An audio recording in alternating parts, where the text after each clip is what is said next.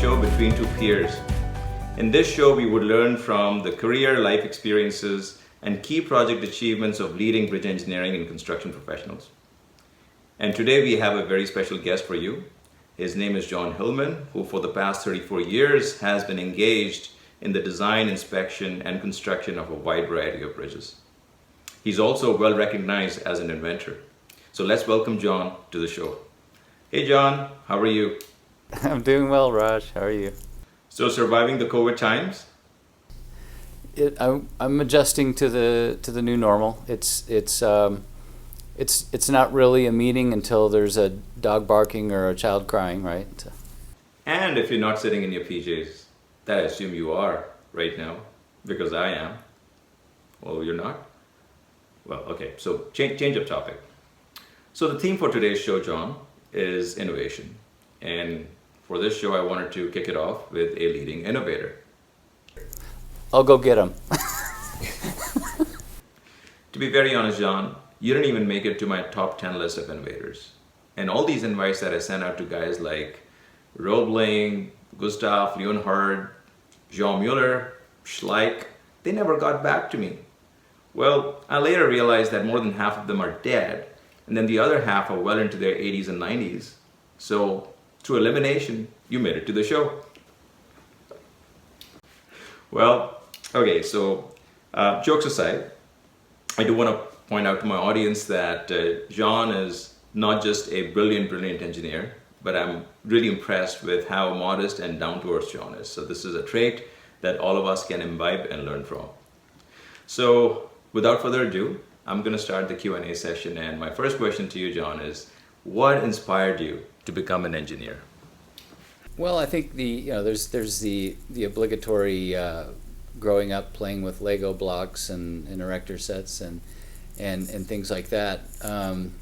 I think there's a lot of influences that probably ultimately drove me to engineering. My father was a civil engineer, but I think it's if I look back at like when I went to at one point in high school, I had come to the conclusion that I wanted to be an engineer and a philosopher and a businessman and a rock star and all the above. And at some point you realize it's like, okay, I can't do all of those things, so I've got to pick one. And I turned my focus to engineering and my civil engineering studies. But it was probably about 20 years later, maybe more, after I started to get some acclaim for some of my accomplishments, and got to do more public speaking, started my own company, and at some point I kind of realized like I actually did do all those things that I had intended to do. It just didn't necessarily fall in the order that I expected. Well, that's great, John, to note that how a career in engineering allowed you to fulfill your childhood dreams, including that of becoming a rock star, which I truly believe that you are, at least in the bridge engineering world. Now, would you please comment upon how you specifically chose to become a bridge engineer? If I reflect on that, that goes back to my early days at the University of Tennessee, and when I was a young engineer, young engineering student back in the early '80s. I graduated in '86. My real ambition was to move to Chicago and work for Skidmore, Merrill and design the world's tallest buildings. Because this was just not even a decade after the Sears Tower had been completed. And I thought, well, that's got to be about the coolest thing a structural engineer could ever do. And unfortunately, when I graduated in '86, there were no jobs available. It was very difficult to find any job. And I just serendipitously happened to get a position with Figgenmuller engineers in Richmond, Virginia, working on the Varina-Enon cable stay bridge, which, at the time, it sounds kind of crazy now, but at the time, that was only the fourth cable stay bridge in North America. Oh, wow. And, the opportunity to work on a segmental bridge and a cable stay bridge, right out of school, it was just sort of fascinating. And so I did that for a couple of years, and then by the time I finished that, the people that I was working with, they're like, if you want to go back to the design office, you've got to get a master's degree, because no one works in the design office without a master's degree. So I thought, okay, well then that's something I want to do. That's why I went back to Virginia Tech and got my master's. And ironically, when I graduated from Virginia Tech, I actually had an opportunity. I got a job offer from Skidmore, Owings & Merrill to go to Chicago and design high-rise buildings. And I turned them down. Really? Well, all I can say is that I'd like to thank the buildings community for inspiring John to become an engineer. And I'd like to thank John for choosing bridges. There isn't very many bridge engineers that I know of that in their careers have had the unique distinction of being the engineer of record of 4 distinct structural types. And I note this on your resume that you've been the EOR for a truss bridge, a tied arch, a cable stayed, and a suspension bridge. So could you quickly walk us through how that came about, because that's a very unique achievement? Well, I sometimes joke with people that I'm the Forrest Gump of the bridge world. You know, one day I get shot in the ass, next day I'm shaking hands with the president. But you know, I think it's, you know, it comes back to that adage, you know, luck is where hard work and opportunity intersect. Like I said, my first job out of school was on a cable stay bridge, and again, I was low man on the totem pole. I was just running the casting curves on in the precast yard and watching them stress tendons and things like that. But I got to learn all of the intricacies and all the means and methods of building a cable stay, and that's where I really kind of fell in love with bridges.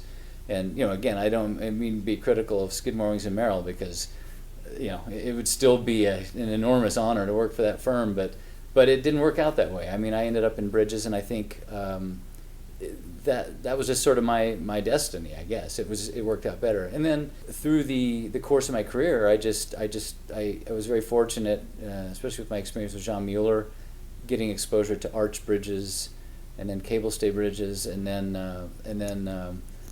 again, it just sort of serendipitously fell in my lap, this opportunity to work on a suspension bridge. So I would have to say none of them necessarily monumental or record-breaking in terms of their span lengths or complexity, but certainly it's been a great experience to get exposure to all those different types of bridge structures, which, as you know, I mean, very few engineers even get a chance to work on one of those types of structures. Absolutely. Yeah. No, I can't think of very many bridge engineers that have had the opportunity of working on such a wide variety of structural types. So that is truly a very unique achievement. I also note that your career graph over here is quite unique, not just the wide variety of bridge types that you worked in and the various roles that you've been involved in. You've also been at many different places, including Puerto Rico and Bahrain, Qatar, the Middle East, and all across the US. So would you comment on how did you manage to carve out such an unusual career graph? I've had a very unusual, if not eclectic, career for a structural engineer and a bridge engineer. Again, not entirely intentionally by design. I think it's a much an artifact of my personality as anything. It certainly, my early exposure to innovative bridge engineering, like Jean Muir. I mean, to Jean Muir, there were no limitations to what a structural engineer could do, zero. And you know, in getting exposure to that as a young engineer, it just completely alters your perspective. Yeah. And you know, I've talked with some of my other colleagues, some of the other old guys that maybe you'll get a chance to interview them before we're all dead, but. But we often reflect on the fact that the things that we were doing in the 80s and 90s, it wasn't insane. I mean, it was founded on solid engineering principles. But what you had to realize is that none of that was even in the codes or the textbooks. So it was kind of passed down father to son, and again, just being exposed to guys like that were like, we can push the envelope because no one told us we couldn't. And then then you combine that with just taking chances and trying to push yourself to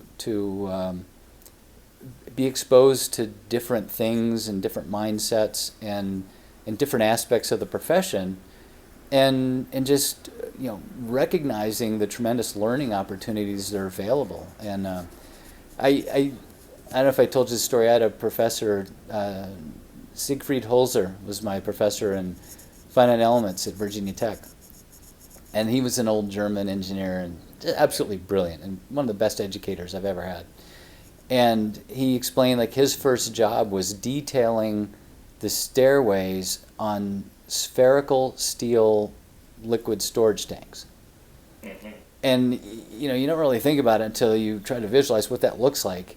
And this is, we're talking about like in the 40s and 50s. Like, that was not an easy thing to do. And it was all mathematical and hand calculations. And Dr. Holzer he said, he's like, I absolutely hated it. I couldn't stand doing them. And at one point I went to my supervisor. I'm like, when can I get something else? When can I get a different assignment? Because I really don't like this. And he's like, I'll give you a new assignment as soon as you enjoy doing that.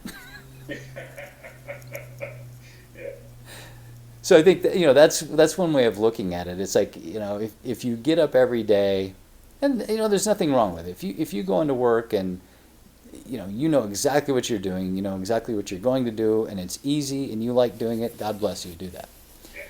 But there's some of us that we just feel compelled to get on a ship and sail across the ocean and see what's happening over there. Yeah. Absolutely, because otherwise it gets too damn boring, right? Well, I do believe that one of the main reasons for you having such an unusual and successful career, John, is because you've been open-minded to the opportunities that your career presented, and of course your truly adventurous spirit.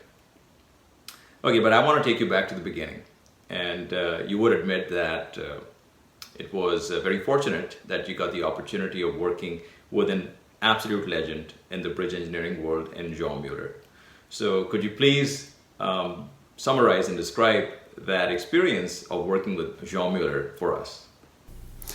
Well, again, that was probably one of the greatest honors of my career, even though I was probably too young to realize it at the time. I kind of stumbled into my first stint with John Muir when I was at Muir as just a lowly cast inspector in a cable stay bridge. When I rejoined after the split, the Jean Muir International in the Chicago office, and got to work on a lot of fascinating projects. But the thing that was really intriguing about somebody like Jean Muir, who I would definitely qualify as one of the probably top 5 greatest bridge engineers in the history of bridge engineers, was just that he just had an uncanny ability, or just a passion, for combining the aesthetics of a project with the constructability of the project, with pushing the envelope of technical solutions that is just rare in any bridge engineer. And he was the quintessential gentleman too. I mean, he was I always referred to him as bridge royalty. Yeah. I mean, when Jean Muir walked into the room, I mean, he carried himself with an air of confidence that he'd rightfully earned. But at the same time, he was just incredibly engaging and loved working with the younger engineers. And we used to joke that it was like, as the young engineers, and that was probably my early 30s, where the master would come up with this incredible solution, and he could do it all with a few hand calcs and a couple of triangles and a scale. Then he'd hand it off to us and say, go prove me wrong, kid. So John, do you think this style of engineering, using first principles, hand sketches, and calculations, is that a dying art? And would you comment on how you think the style of engineering has evolved over the years and how it currently stands? Well, I don't think it's dead by any means. There were certainly unique characters in the Jean Muirs and Fritz Leonhardts and Amon Whitneys of the world that had those sorts of capabilities. I think the onus is sort of on us as the mentors of the next generation to help them understand first principles of engineering, but also the tools that are available to the young engineers now are just absolutely phenomenal compared to, certainly what I had. I mean, like, I sound like an old curmudgeon when I say this, but the reality of it is like I didn't even have my own computer on my desk until I was 7 years into my career, and that's almost inconceivable now, right? I mean, you have that in high school, and the tools that are available with the sophistication of the analysis programs, the staged construction, and now we've got the parametric design with BRIM modeling that just gives you the ability to, if you're skilled in that art, oh my gosh, I mean, I still hold out hopes that before I retire that I'll get a chance to learn those tools too, because again, if you understand the first principles and you have the skill set to use those tools, it's absolutely amazing what you can design in a fraction of the time of what it used to take. But at the same time, there's a bit of a danger too, where it's again, one of the reasons those guys were so good was because they could literally like visualize the load path in their head and quantify it on paper without any sophisticated computational tools. Yeah. And know it was going to fit together perfectly. Yeah. So there's we need to be careful, I think, as a profession. What's the old saying? It's like, just because you can doesn't mean you should. So everything with moderation, right? Absolutely, without a doubt. John, could you also please comment on the importance of considering multidisciplinary influences in our practice? As much as it's fun to work on a cable stay bridge and just focus on the glamorous aspects or the aesthetic qualities of a beautiful bridge, and the technical challenges that go with that, it's not the world we live in, and it's no different than a high-rise building where there's an aesthetic quality to it. There's the functionality of the space, but there's HVAC systems and electrical and structural components of it. And it's no different in a civil engineering, heavy civil project where, and it varies, right? Sometimes it's more bridge-centric, sometimes it's more roadway-centric. But I think the one that was most fascinating to me was, and this was a project I managed at Tang, was the Wacker Drive reconstruction in downtown Chicago. And that was a legacy project from the original master plan of Chicago, developed by Daniel Burnham, who was the one quoted as saying, "Make no small plans; they have no magic to stir men's souls." And as we started getting into the reconstruction of this, at the time, 80-year-old double-deck viaduct through downtown Chicago, the intricacies of dealing with relocation of utility corridors and water distribution systems and sewer systems and foundations and underground subways and overhead CTA structures and the maintenance of traffic and trying to keep all the cross streets open and all the businesses functioning and the landscaping and the lighting, and it just it became evident that this is like, it's a great analogy for life, right? Where you just step back and say, I'm an important part of what's going on here, but I'm also a very small part of what's going on here. And I think that's probably the thing to good life lesson for any engineer, is recognizing that we have an opportunity to make a major impact on our built environment, but we also have to step back and realize that there's a lot of other people that are going to contribute to this to make it a better place. That's right. It's all about teamwork at the end of the day. John, you spent 17 years working with Tang & Associates, which is currently XP in Chicago. And as I understand, at least at the time, this firm was a multidisciplinary transportation engineering firm, and the type of bridges that you worked on were more of the standard gutter type bridges. So how did this experience differ from your work with firms that specialize in complex bridge designs?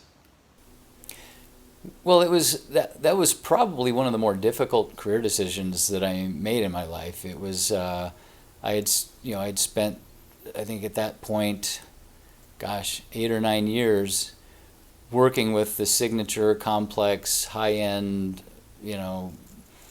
glamorous bridge world, and and it was fun. It was you were working with the best of the best and working on the coolest projects, and it was at a time where I had a young family, and it suddenly started to dawn on me. I was traveling too much, and for lack of a better term, I was getting too siloed into or too compartmentalized into the type of work that I was doing.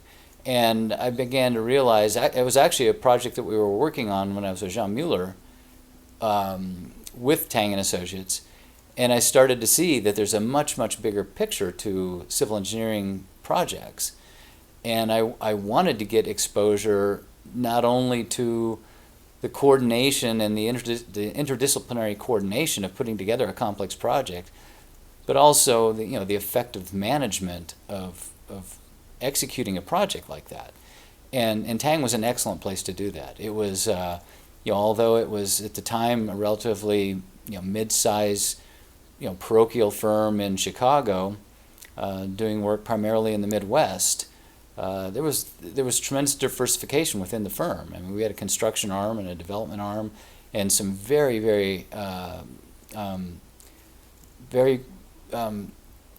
highly qualified or highly skilled people in many of the other disciplines. So it was a great chance to learn those collaboration tools, not only with the other civil engineering disciplines, but with architecture and construction, and as well as just being learning the fiscal responsibility of managing a project for the firm and for the clients. No, I can imagine how invaluable that experience must have been in opening up your mind to the big picture and, of course, collaborating with the multidisciplines and gaining all of these other softer skills that are very important to us. Now I'd like to change the topic to another very important consideration and would like you to comment on the importance of constructability in the work of a bridge engineer. Oh, to me, it's everything, and it's as you pointed out, I've gotten to work on a lot of fascinating types of bridges. But even if you look at the conventional bridges that we have, everything about the embodiment of a bridge speaks to how we build it, and everything that has to do with the evolution of bridge technology is fundamentally driven by the constructability elements of it. Certainly, when you get into cable-stayed bridges and arches and suspension bridges, the means and methods literally drive the aesthetic and the embodiment of the bridge.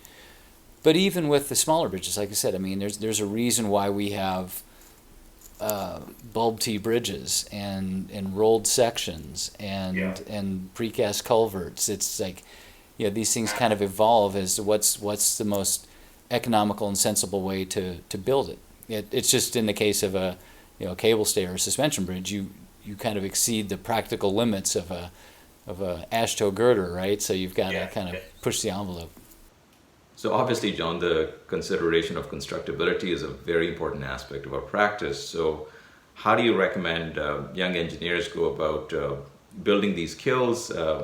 How much importance do you place on availing opportunities to go to site and taking on a field role? Well, I think, to your point, like any time that you have the opportunity to go out to the field, whether it's just for a site visit on a project that you've worked on or somebody else has worked on, or certainly if you can get an opportunity to spend a stint out in the field with a general contractor, or even in the construction engineering inspection business.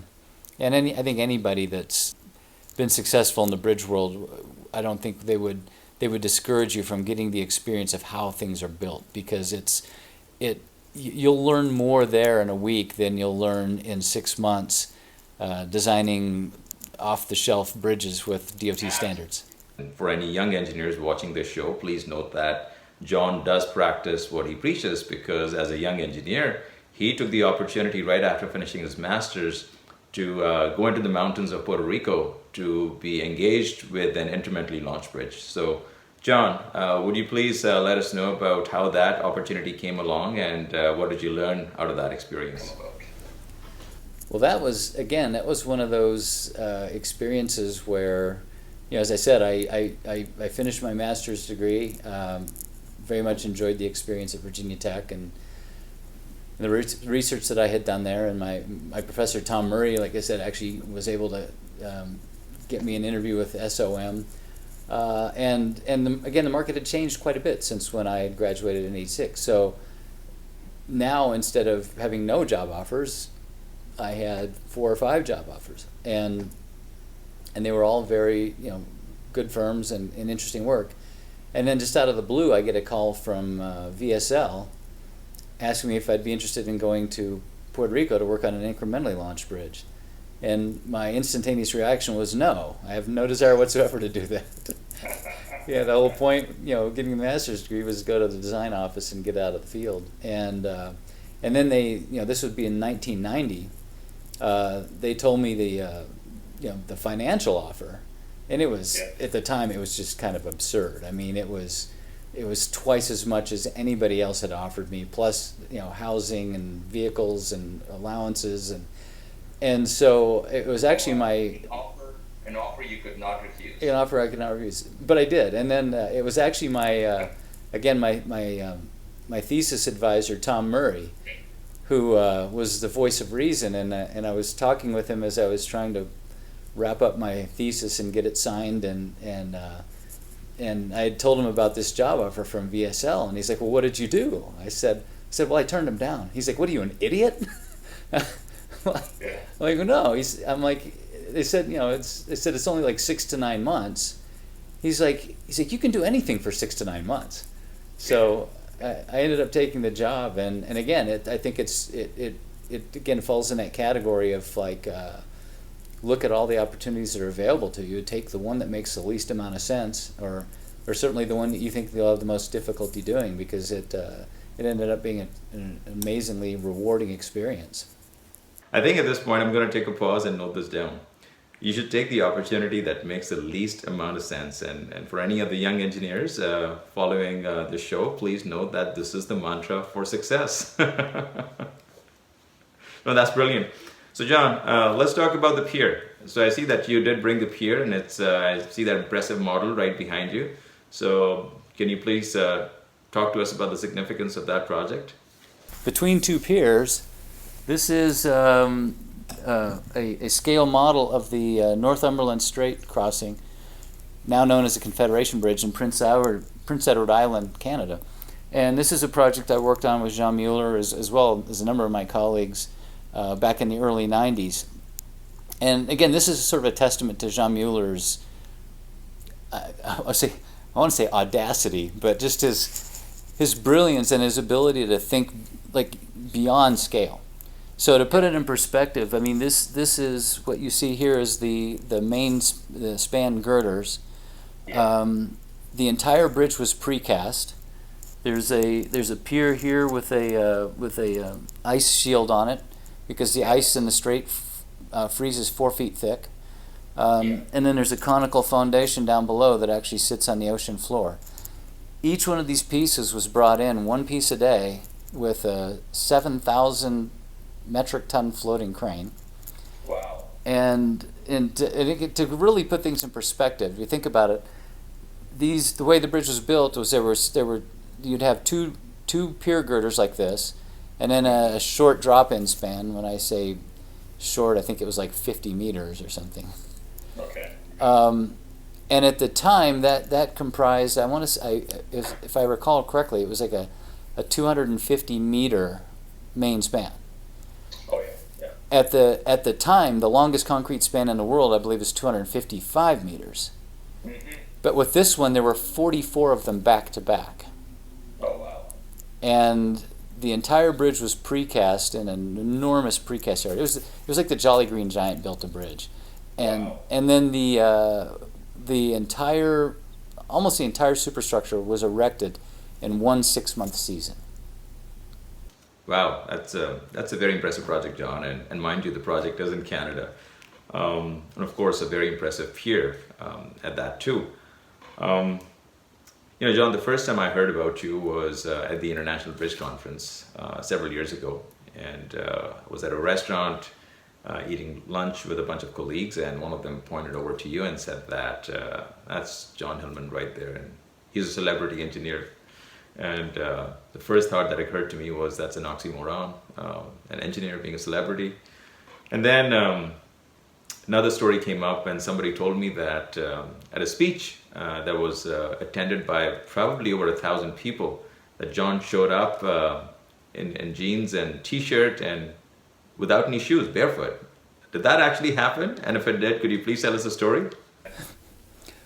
I started working with American Road and Transportation Builders back in 2010 when they initiated their first Transportation Innovation Conference, Transovation. And with my co-facilitators, Ted Zoli and Ross Smith from Microsoft. And it's one of the events that I enjoy most every year because, as I'm sure you give, numerous technical presentations, and we talk about the bridges that we've worked on and the technologies we've developed and presenting technical papers and this and that. It's the only event that I went to that I did not talk about myself or my technologies. And the whole point was, it's transovation. It's trying to teach creative and innovative thought processes to bridge engineers, which I know is going to shock you, but it's not something that we necessarily gravitate to with our personalities, right? And the other aspect of it was I started to realize that, Ted and Ross and I were doing this every year. So regardless of what I was going to say, there was just something fundamentally wrong about going to an innovation conference and saying the same thing every year. You just can't do that.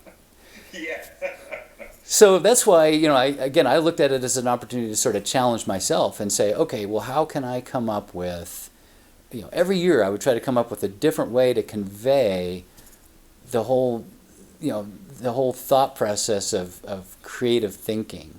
One year I came up with my 3 laws of creativity, which surprisingly emulate Newton's 3 laws of physics, or maybe just blatantly plagiarize them. One year I actually challenged myself to say, how far could I get through a presentation and keep everybody completely engaged and not say anything?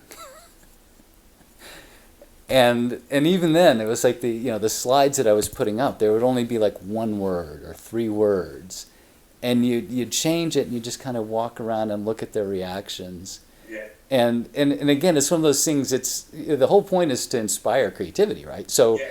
So your instinctive reaction is like, what the hell's wrong with him?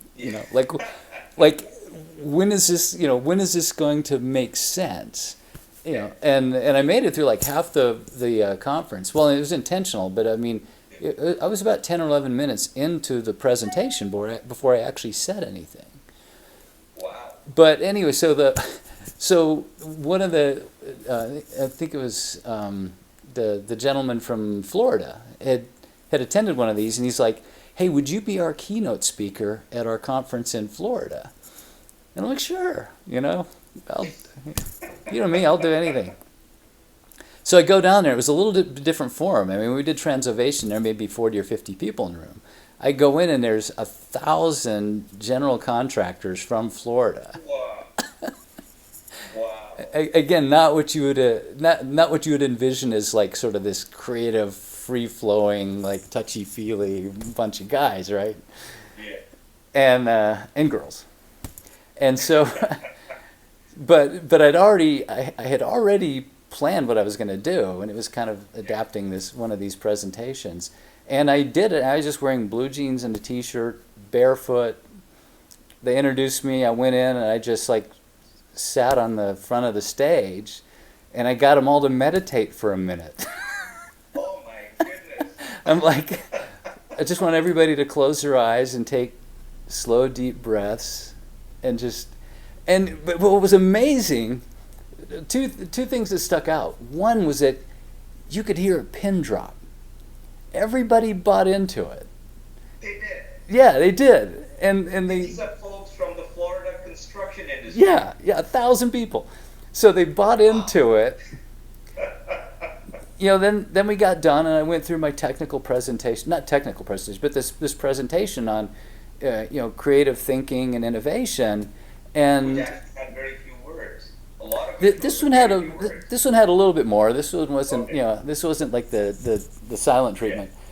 But it was amazing to me, like, how many people came up to me afterwards. I mean, literally like dozens, saying, and I don't say this to sound self-aggrandizing, like, that was the most amazing thing that I've ever seen at an engineering conference.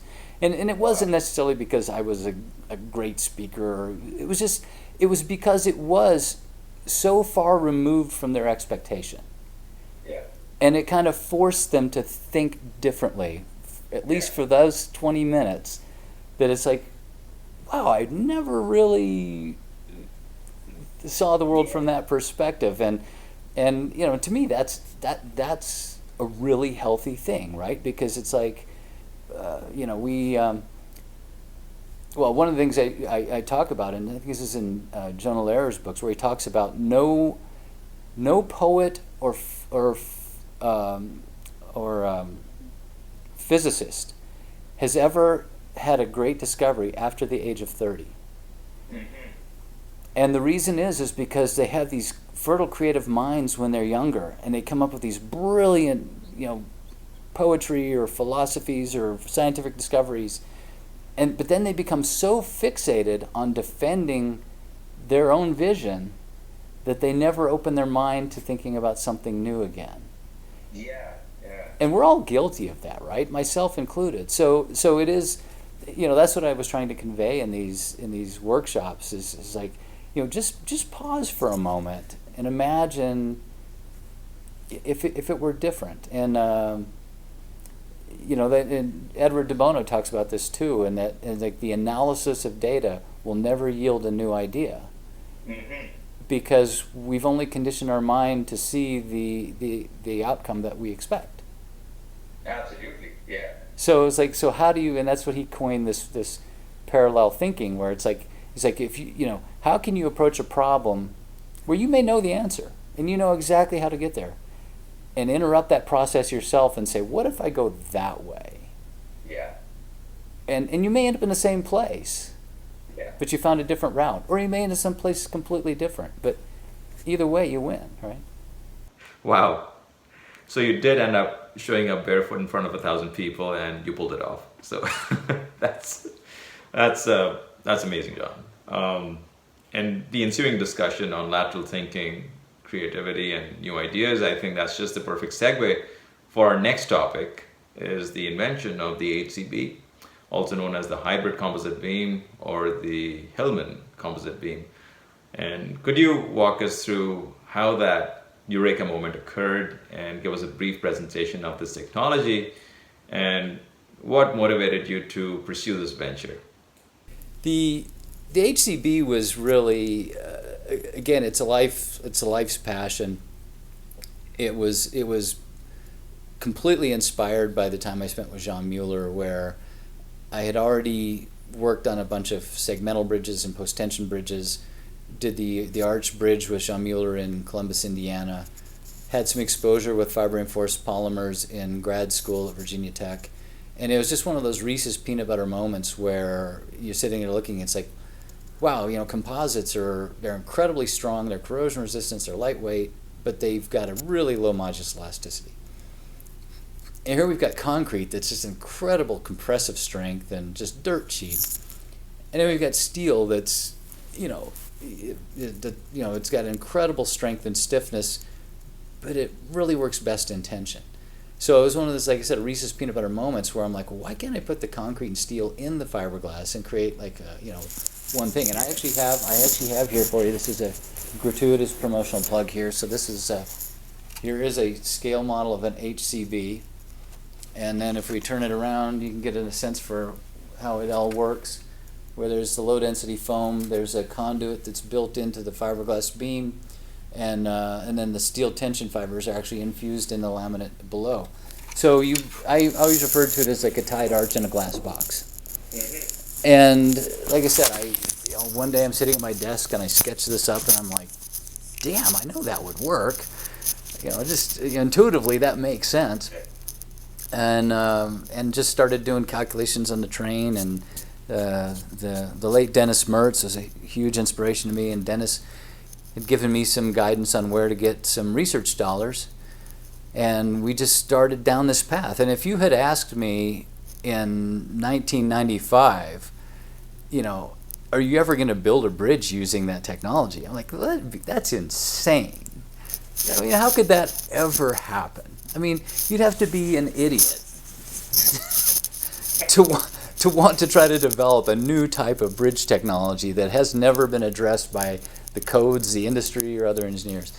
But it made sense, and I kept showing the guys that I worked with, who I consider to be way smarter than me. And they're like, well, yeah, there's no reason why that wouldn't work. So I'm like, damn, I got to keep going. And I wrote the initial patent. We wrote the research grants. We got money to do it. The folks at Tang that I was working with, my partners, were very supportive and said, yeah, keep going. We have no problem with you doing that on the side. And for lack of a better term, there just never seemed to be a logical point to quit. So I kept going. We built a prototype, which was a face only a mother could love, but it worked. So then we had to go to the next level, and at the end of the day, the first prototype that we built down in Pueblo for actually a Class 1 railroad bridge, everything, the engineering, the manufacturing, the experimental testing, the construction, the installation, all that was done with, I think it all added up to like $360,000 in research funds. Wow. Which by today's standards is like, you couldn't do it. Yeah. And I think it was just through my sheer perseverance, or maybe it was my charms and good looks, I don't know, but we kept going. And collectively, we've done 18 bridges throughout North America and Australia, 2 Class 1 railroad bridge engineers. I think it's a total of like 39 spans, ranging from 25 feet to 110 feet. And for all intents and purposes, my business partner, Mike Zico, and I, 2 jamokes working in a garage, pushed composite bridge technology further than any major corporation. And I think as a result of that, I think the industry just recognized that and said, wow, if you've got that kind of perseverance, and you can even achieve a modicum of success in doing that, you deserve some recognition. Yes, absolutely you do, and you certainly have, besides being referred to as a celebrity engineer.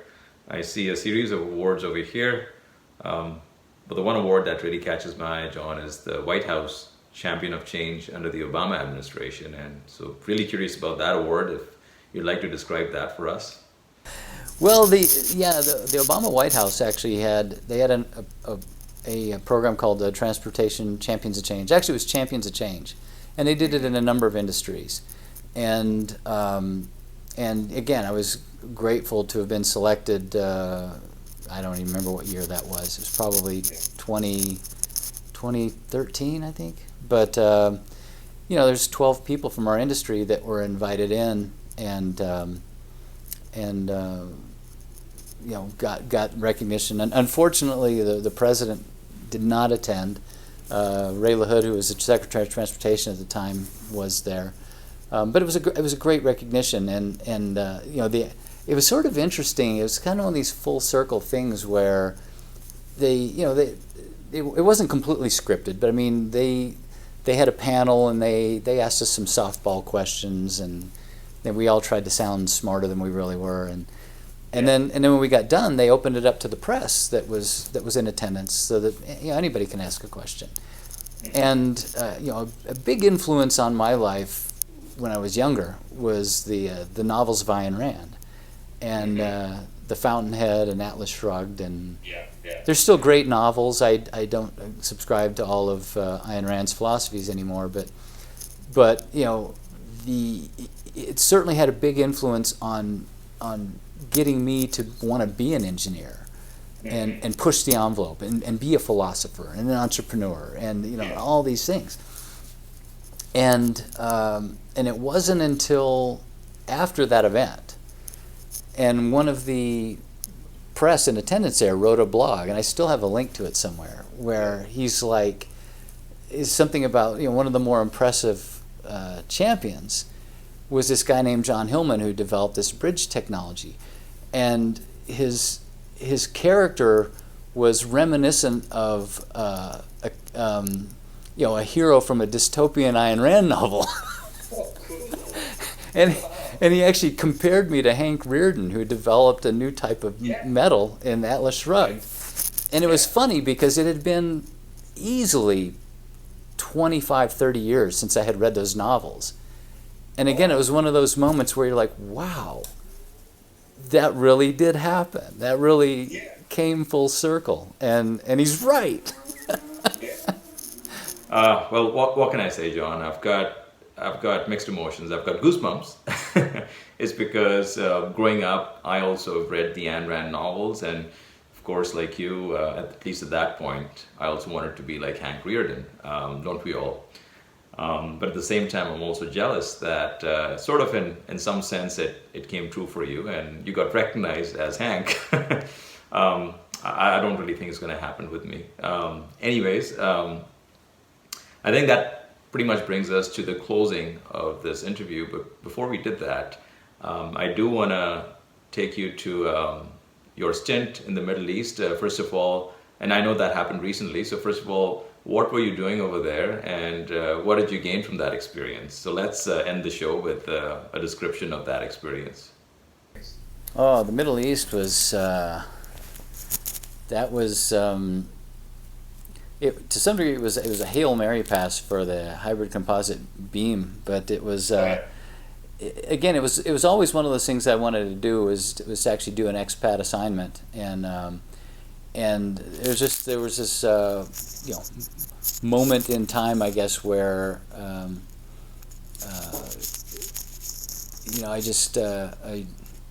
I'd been traveling the globe trying to commercialize the composite bridge technology, and I'd gotten to know this firm in Bahrain, and they had a global footprint for manufacturing, and so it was kind of one of those. Ironically, we were actually meeting in Delhi. We had a meeting with the Minister of Transportation for India in New Delhi, and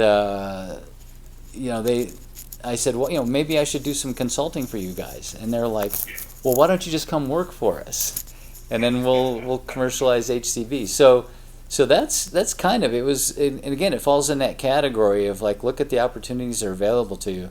What seems like the most ridiculous, or what's like the craziest thing you could do?